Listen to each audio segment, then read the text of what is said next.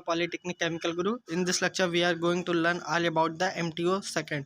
जी हाँ दोस्तों, आज के इस लेक्चर के अंदर हम सभी MTO second means mass transfer operation second के फर्स्ट चैप्टर के बारे में पढ़ने वाले हैं, जो कि डिस्टिलेशन चैप्टर है। तो देखते हैं दोस्तों डिस्टिलेशन क्या होता है।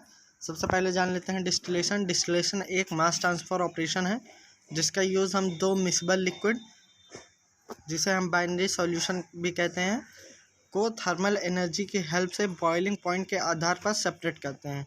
कहने का मतलब ये है दोस्तों, डिस्टिलेशन एक मास ट्रांसफ़र ऑपरेशन है, एक ऐसा ऑपरेशन है जहाँ पे दो मिक्सेबल लिक्विड या फिर बाइनरी सॉल्यूशन के लिक्विड को हम क्या करते हैं, थर्मल एनर्जी की हेल्प से उसके बॉइलिंग पॉइंट के आधार पर उसको सेपरेट करते हैं। सेपरेट का मीन्स यहाँ ये हुआ कि अलग अलग करते हैं। आई थिंक दोस्तों आप सभी को डिस्टिलेशन समझ में आ गया होगा। अब डिस्टिलेशन के कुछ मेन इंपॉर्टेंट पॉइंट है, उसको भी जान लेते हैं। डिस्टिलेशन में जनरली इक्विमोलर काउंटर डिफ्यूज़न होता है। तो आपसे अगर कोई पूछता है कि डिस्टिलेशन में कौन सा डिफ्यूज़न होता है, तो आप ये बताएंगे कि डिस्टिलेशन में इक्विमोलर काउंटर डिफ्यूज़न होता है। नेक्स्ट पॉइंट है आपका बाइनरी सॉल्यूशन में जिस कंपोनेंट का बॉइलिंग पॉइंट लो होता है उसे मोर वोलेटाइल कंपोनेंट कहते हैं। तो समझिए दोस्तों, ये जो बाइनरी सॉल्यूशन है या फिर बाइनरी मिक्सचर है, इसमें जिस कंपोनेंट का बॉइलिंग पॉइंट लो होगा वो क्या होगा, मोर वोलेटाइल होगा।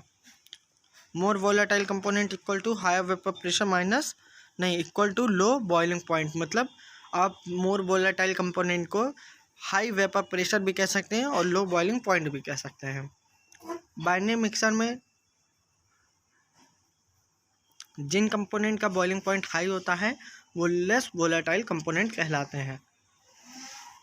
हाई वोलेटाइल कंपोनेंट का वेपर प्रेशर लो होता है, इसे हैवियर कहते हैं। क्या कहेंगे दोस्तों, अगर कोई भी हाई वोलेटाइल कंपोनेंट है उसका वेपर प्रेशर लो होगा तो उसे हम क्या कहेंगे, हैवियर कहते हैं। तथा लो वोलेटाइल कंपोनेंट का वेपर प्रेशर हाई होता है तो इसे लायर कहते हैं, मतलब हल्का कहते हैं, लाइटर। यदि वेपर कंपोजिशन का लिक्विड कंपोजिशन सेम है तो डिस्टिलेशन टेक्निक के द्वारा सेपरेट नहीं कर सकते हैं। तो देखिए, एक तो डिस्टिलेशन का यहाँ पे आप ये कह सकते हैं डिमेरिट है कि अगर यदि जो वेपर प्रेशर है किसी का भी, वेपर कंपोजिशन तथा लिक्विड कंपोजिशन सेम हो तो क्या है दोस्तों, अगर जो वेपर का कंपोजिशन है और लिक्विड का कंपोजिशन है, अगर वो दोनों सेम हो तो क्या प्रॉब्लम आएगी, यहाँ पर हम डिस्टिलेशन टेक्निक से सेपरेशन नहीं कर पाएंगे। तो डिस्टिलेशन टेक्निक कब नहीं कामयाब होती है, कब नहीं लागू होती है, इसको समझ लीजिए। जब भी वेपर का कंपोजिशन और लिक्विड का कंपोजिशन सेम हो जाएगा तब वहाँ पे हमारी डिस्टिलेशन टेक्निक नहीं लग पाएगी।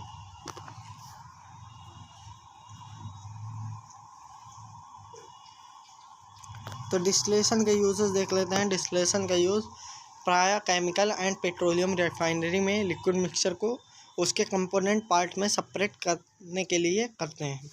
For example, production of absolute alcohol from 95% of ethanol using benzene. तो क्या हो रहा है दोस्तों, यहाँ पे एक एब्सोल्यूट अल्कोहल को हम क्या कर रहे हैं, प्रोडक्शन कर रहे हैं, उसको बना रहे हैं। कहाँ से बनाया जा रहा है, 95% ऑफ एथनॉल से। किसका यूज़ करके, बेंजीन का। आई थिंक दोस्तों आप सभी को अच्छे से समझ में आ रहा होगा।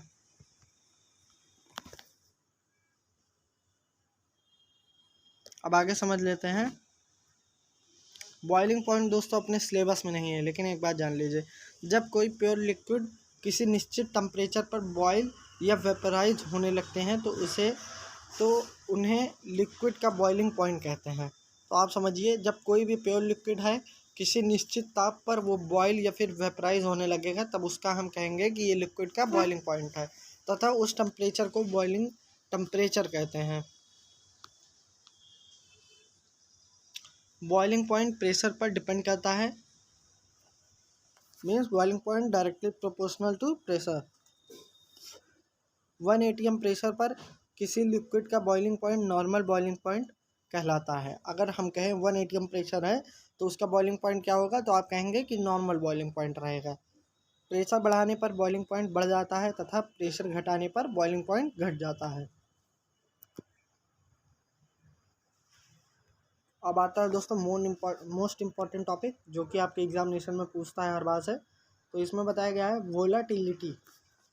वोलाटिलिटी बहुत ही इंपॉर्टेंट है, आपके एग्ज़ाम में कई बार पूछा भी गया है, लास्ट ईयर एग्ज़ाम में भी, लास्ट सेमेस्टर एग्ज़ाम में भी पूछा भी गया था। तो इसको देख लेते हैं। कोई लिक्विड कितनी तेज़ी से वेपर में चेंज होती है वह उसकी वोलाटिलिटी कहलाती है। मतलब समझिएगा दोस्तों, जो लिक्विड की कैपेबिलिटी है, एबिलिटी है क्या करने की, कितनी तेज़ वो क्या हो रहा है, वेपर में चेंज हो रहा है। यहाँ पे दो चीज़ आपको याद रखना है, मैं आपको बता दे रहा हूँ एकदम सरल। जैसे ये लिक्विड है, मान लीजिए एल से मैं लिक्विड को डिनोट कर रहा हूँ और वी से वेपर को। तो अब ये कितनी जल्दी, कितने समय में ये लिक्विड वेपर में चेंज होगा, उसी को हम क्या कहेंगे कि हमारा वोलेटिलिटी है। आई थिंक दोस्तों आप सभी को अच्छे समझ में आ रहा होगा। तो कोई भी लिक्विड कितनी तेज़ी से वेपर से, मतलब लिक्विड से वेपर में चेंज होती है, वही हमारी वोलेटिलिटी कहलाती है। तो वोलेटिलिटी के आधार पर मटेरियल को दो तरीके में बांटा गया है, एक हाई वोलेटाइल और एक लो वोलेटाइल। अब देखते हैं हाई और लो वोलेटाइल में डिफरेंस क्या है। इसकी जो बॉइलिंग पॉइंट होती है वो कम होती है, किसकी, हाई वोलेटाइल की। उसी जगह पे लो वोलेटाइल कंपोनेंट की बॉइलिंग पॉइंट अधिक होती है, इसका वेपर प्रेशर अधिक होता है, इसका कम होता है। ये कंपोनेंट लाइटर वेट होते हैं, मतलब हल्के होते हैं, तथा जो लो वोलेटाइल के कंपोनेंट होते हैं वो भारी हैं। आई थिंक दोस्तों आप सभी को वोलेटिलिटी समझ में आ गई होगी। तो वोलेटिलिटी ऑफ ए कैसे बताते हैं हम, पी ए बाई एक्स, जहाँ पे पी ए क्या है, हमारा पार्शियल प्रेशर है, और एक्स क्या है, मोल फ्रैक्शन ऑफ ए।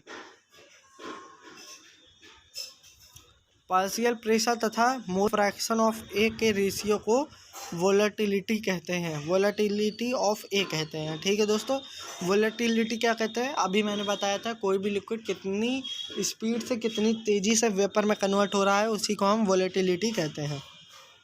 अगर वोलेटिलिटी ऑफ ए पूछता है तो बताएंगे mole fraction, partial pressure to the mole fraction ratio is called volatility of A. Dalton का नियम देख लेते हैं। डाल्टन का नियम क्या कहता है, जब दो या दो से अधिक गैर प्रतिक्रियाशील गैस एक वेसल में, मतलब बर्तन में बंद कर दी जाती है, तो गैस मिश्रण द्वारा लगाया गया कुल दबाव अलग अलग गैसों के आंशिक दबाव के योग के बराबर होता है। जी हाँ दोस्तों, डाल्टन का नियम यही कहता है कि मतलब जब कभी भी दो नॉन रिएक्टिव गैस को किसी भी वेसल के अंदर हम सभी क्या कर दें, उसको बंद कर दें, तो फिर जो टोटल प्रेशर होता है किस चीज़ का, गैसियस मिक्सचर का, वो इक्वल टू क्या हो जाता है, इक्वल टू हो जाता है आंशिक दबाव के योग के बराबर हो जाता है। किस चीज़ के, अलग अलग गैसों के आंशिक दबाव के योग के बराबर हो जाता है। तो ये तो हो गया डाल्टन का नियम। अब आते हैं रॉल्ट के नियम पे। पहले इंग्लिश में जान लेते हैं, उसके बाद हिंदी में बता देंगे। तो रॉल्ट का नियम क्या कहता है, द लॉ स्टेट दैट, इस नियम के अनुसार एक constant temperature, at constant temperature मतलब एक निश्चित ताप पर, जो the partial pressure of any volatile component of a solution, जो पार्शियल प्रेशर मतलब आंशिक दबाव होता है किसी भी वोलेटाइल कंपोनेंट के सॉल्यूशन का, वो इक्वल टू हो जाता है किस चीज़ के, product of vapour pressure of the pure component के, जो प्रोडक्ट होता है किस चीज़ का, जो वेपर प्रेशर होता है प्योर कंपोनेंट का, उसके इक्वल होता है, और मोल fraction of that component in the solution, उसी सॉल्यूशन के अंदर का जो मोल फ्रैक्शन होता है उसके भी। तो अब इसको हिंदी में समझ लेते हैं, क्योंकि इंग्लिश में ये तो मतलब समझाने वाली बात रही तो समझ में आ जाएगा, एक बार मैं फिर से बता दूंगा, क्योंकि उस टाइम पे बता भी रहा था, बोल भी रहा था और एक्सप्लेन भी कर रहा था। इस नियम के अनुसार ये बताया जाता है कि किसी भी निश्चित ताप पर जो पार्शियल प्रेशर होता है, मतलब आंशिक दबाव होता है किसी भी वोलेटाइल कंपोनेंट का, आंशिक दबाव होता है किसका, किसी भी वोलेटाइल कंपोनेंट का, वो किसके इक्वल हो जाता है, प्रोडक्ट मतलब मल्टीप्लिकेशन ले लीजिए इसमें, किन किन दो चीज़ों का होता है प्रोडक्ट, वेपर प्रेशर का, जो कि कौन सा होगा, प्योर कंपोनेंट होगा, और मोल फ्रैक्शन का, ये क्या होता है, मल्टीप्लिकेशन हो जाता है। अब एक बार हिंदी में जान लीजिए। रॉल्ट कानून कहता है कि स्थिर तापमान पर किसी घोल के किसी भी भापशील घटक का आंशिक दबाव शुद्ध घटक के भाप दबाव और घोल में उस घटक के मोल अंश के गुणनफल के बराबर होता है। जैसा कि आपको मैंने यहाँ पे बताया है कि आप ये भी कह सकते हैं कि जो पार्शियल प्रेशर होता है किसी भी कंपोनेंट का, वोलेटाइल कंपोनेंट का, वो क्या होता है, डायरेक्टली प्रोपोर्शनल होता है मोल फ्रैक्शन के। तो यहाँ क्या है, P1 से हम बता रहे हैं कि मोल फ्रैक्शन है वो किसके डायरेक्टली प्रोपोर्शनल है, वेपर प्रेशर ऑफ कंपोनेंट के, जिसे हम x1 कहते हैं।